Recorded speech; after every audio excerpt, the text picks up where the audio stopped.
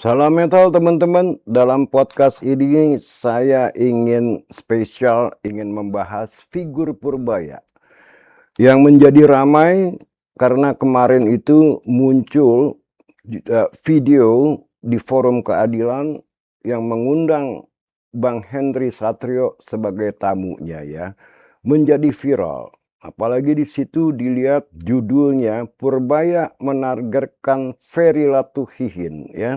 Semua podcaster itu diberikan surat cinta oleh pajak menanyakan berapakah mereka membayar saya sebagai tamu ya di dalam video YouTube mereka.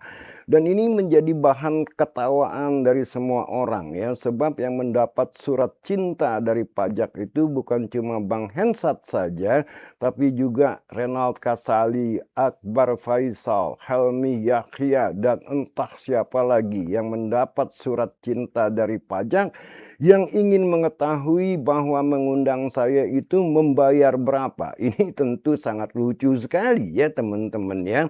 Sebab apa? Sebab memang saya sudah indikasikan, saya sudah perkirakan Purbaya ini ingin membalas dendam kepada saya ya.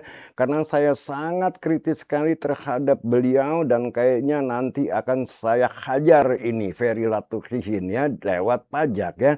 Menurut saya ini adalah kelakuan anak kecil yang tidak pantas dilakukan oleh seorang Menteri Keuangan teman-teman ya. Saya tahu saya ditargetkan dari mana karena menurut para podcaster kawan-kawan saya itu seperti Bang Henry Satrio ya, Forum Keadilan ya kan, Bang Akbar Faisal, Renald Kasali, tamu-tamu yang lain tidak dipertanyakan oleh pajak, cuma saya saja ya. Berarti memang benar dugaan saya, Purbaya ini ingin membalas dendam kepada saya lewat pajak. Ini menurut saya adalah abuse of power. Hati-hati Pak Purbaya ya. Anda menyalahgunakan wewenang Anda untuk dendam pribadi Anda. Itu sangat berbahaya sekali ya.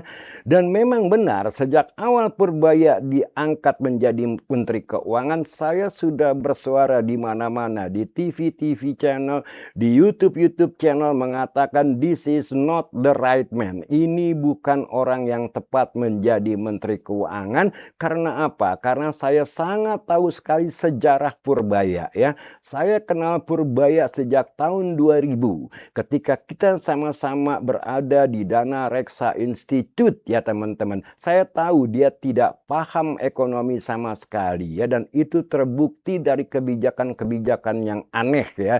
Misalnya memindahkan SAL ke bank-bank himbara ya. Ya, ini sama sekali aneh ya teman-teman ya, tidak masuk akal gitu loh ya, bahwa Menteri Keuangan setolol itu menurut saya ya. Kenapa pada saat bank-bank kelebihan likuiditas dengan undisbursed loan atau kredit nganggur 2.735 triliun, tiba-tiba dia mengambil SAL dari BI 275 triliun dituangkan ke dalam himbara ya. Dan yang maksudnya adalah katanya untuk menurunkan suku bunga. Ini pun dia tidak paham ya. Masalahnya kredit tidak ngucur bukan cuma karena suku bunga teman-teman, tapi karena outlook ekonomi kita ke depan ya. Kalau outlook itu memang kinclong, bunga setinggi apapun akan dihajar oleh para pengusaha. Tidak penting suku bunga selama margin mereka masih bisa menutupi suku bunga atau cost of fund ya. Tapi sebaliknya pada saat ekonomi outlooknya gelap, berapa rendah pun suku bunga, mereka akan tetap stay on the sideline ya teman-teman. Tidak berniat mengambil atau mencairkan kredit line yang sudah dibukakan oleh bank. Karena memang tidak ada proyek. Di sini pun kita tahu bahwa Purbaya tidak paham mekanisme ekonomi. Oleh karena itu, sayalah orang yang gencar mengatakan Purbaya sebaiknya dicopot, digantikan dengan orang lain yang memang paham mekanisme ekonomi. Banyak kok orang lain yang paham ekonomi ekonomi, ya kenapa harus Purbaya dipertahankan? Saya khawatir Purbaya ini memang jago melobi-lobi para petinggi untuk supaya dia sendiri bertahan sebagai Menteri Keuangan, ya. Begitu juga dengan mundurnya Peri Warjio, ya teman-teman, ya. Saya yakin ini tidak terlepas dari figur Purbaya. Yang pertama menurut saya memang membidik ya kursinya Peri Warjio untuk menjadi orang nomor 1 di Bank Indonesia, ya, atau ingin membuat Bank Sentral kita BI tidak lagi independen, ya, supaya bisa melakukan defisit financing, teman-teman, ya. Artinya apa? Kalau APBN kita kedodoran defisitnya, BI mau mencetak uang ya untuk menutup defisit itu. Ini sangat-sangat berbahaya, teman-teman, ya. Jadi sebaiknya ya kembali lagi kita pertanyakan kapasitas Purbaya ini benar-benar ekonom atau bukan. Kalau itu kelakuannya, ya sangat tragis sekali mundurnya Peri Warjio. Bukan cuma karena Peri Warjio-nya saja yang mundur, tapi yang dipertanyakan adalah independensi Bank Sentral itu. Ini berbahaya, teman-teman, ya. Kalau sampai semua negara atau asing, terutama investor-investornya, menganggap BI tidak lagi Bank Sentral yang independen, ini akan membuat kapital kabur, teman-teman. Karena apa? Karena takut bahwa BI ini akan dijadikan mesin pencetak uang untuk mendanai APBN kita, ya teman-teman. Dan itu sebetulnya sudah berlangsung, teman-teman, ya.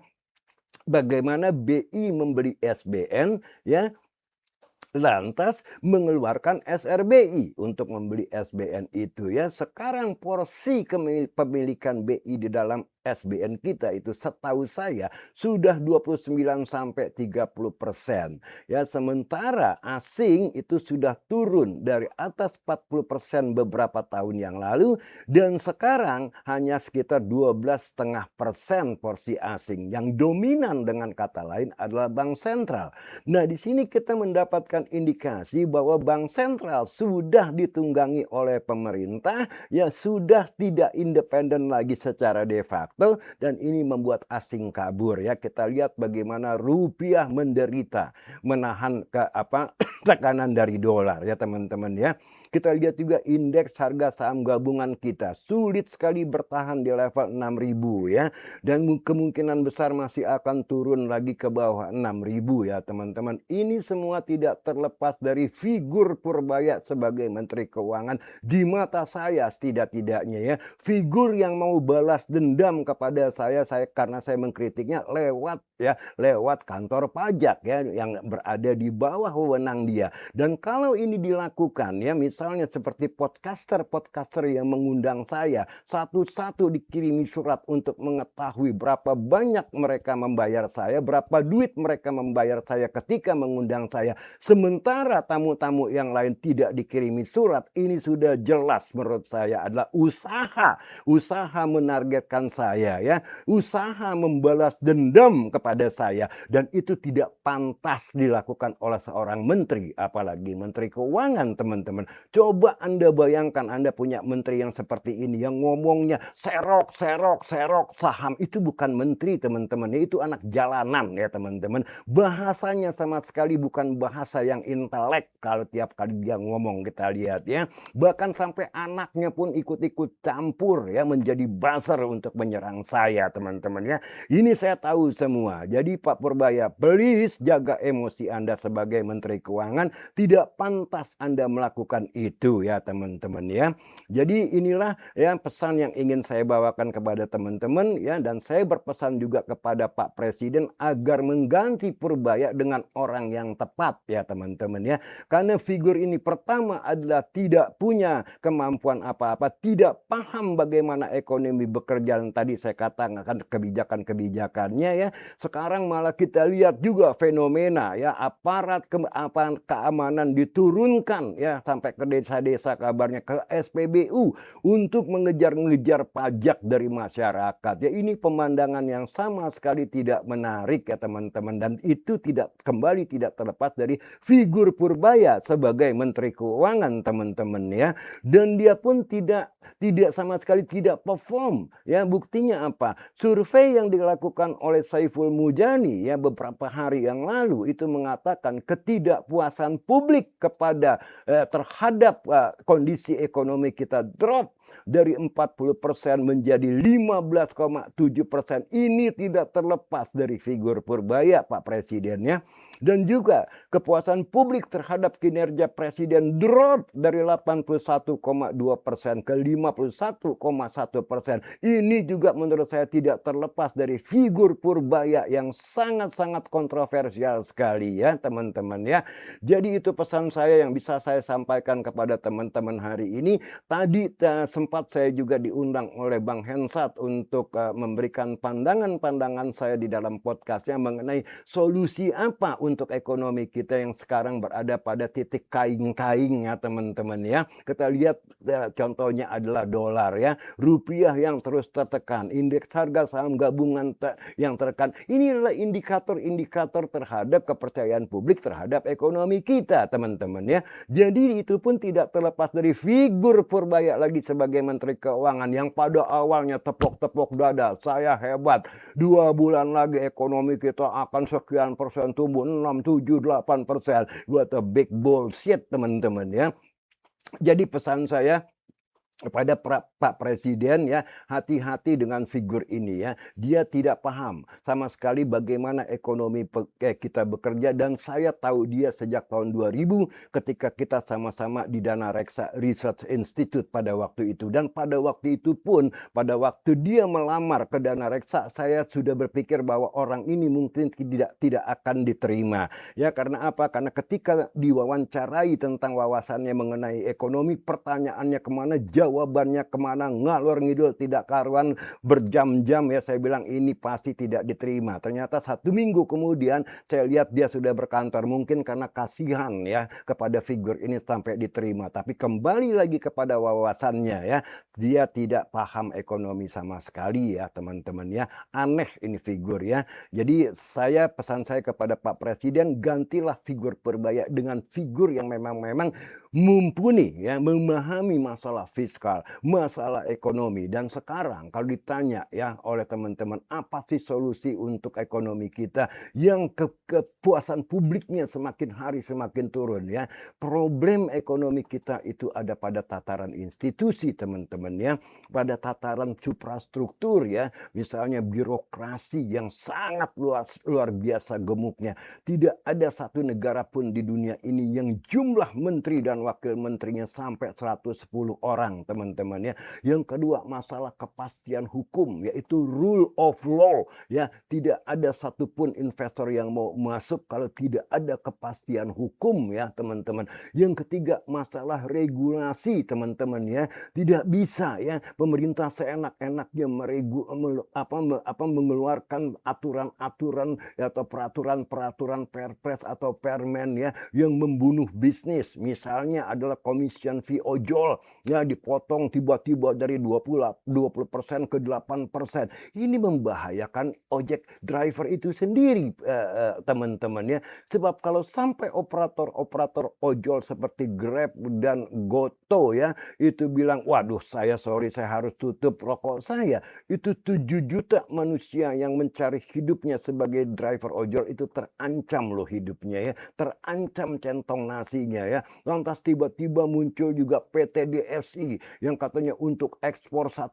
pintu ya. Bukan itu yang diperlukan kalau memang masalahnya adalah under invoicing teman-teman. Dan saya tidak yakin PT DSI ini sanggup beroperasi nantinya, karena yang dihadapi adalah ratusan eksportir ya, kelapa sawit ya, batu bara ya, ferroalloy, itu tidak sedikit jumlahnya ya. Dan belum tentu ada importir yang mau deal dengan PT DSI karena mereka khawatir dengan delivery-nya ya.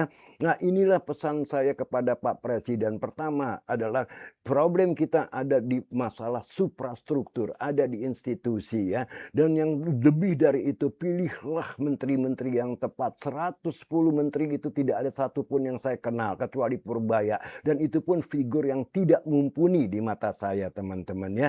Nah, saya kira itu yang ingin saya bawakan dalam podcast satu ini ya. Purbaya itu bertingkah laku seperti anak kecil ya, ingin membalas dendam kepada saya lewat pajak, dan menurut saya itu adalah abuse of power, tidak pantas dilakukan oleh seorang menteri keuangan ya, teman-teman ya. Selanjutnya saya ingin memberikan info terkait dengan yang sering saya adakan, yaitu workshop company valuation. Teman-teman, itu saya akan adakan lagi pada tanggal 22-23 Agustus yang akan datang. Tempatnya sama, yaitu di Hotel Ewan ya, dekat Sarinah sana di Jalan Wahid Hasim. Dan para peserta yang sudah mengikuti saya boleh ditanya bagaimana kepuasan mereka ya. Anda harus datang membawa laptop karena kita bekerja dengan Excel dan real data. Artinya apa? Kita membedah laporan keuangan emiten-emiten di bursa efek kita ya, seperti Telkom, Astra, Indofood, Gudang Garam, Antam, PTBA, BCA, Mandiri, BRI, semua kita bedah laporan keuangannya untuk menentukan berapa nilai wajar harga sahamnya, apakah kemahalan, overvalued atau undervalued. Sangat praktis sekali dengan bahasa yang sangat sederhana saya berikan sehingga mudah Anda pahami ya. Ya, nanti bagi mereka yang ingin berminat ya mengikuti workshop saya, bisa mendaftarkan diri ya di dalam deskripsi yang ada di bawah podcast saya ini ya, teman-teman ya. Jadi itulah apa yang bisa saya sampaikan ini hari ya kepada teman-teman ya. Sampai ketemu di podcast yang akan datang, teman-teman. Ciao, salam metal.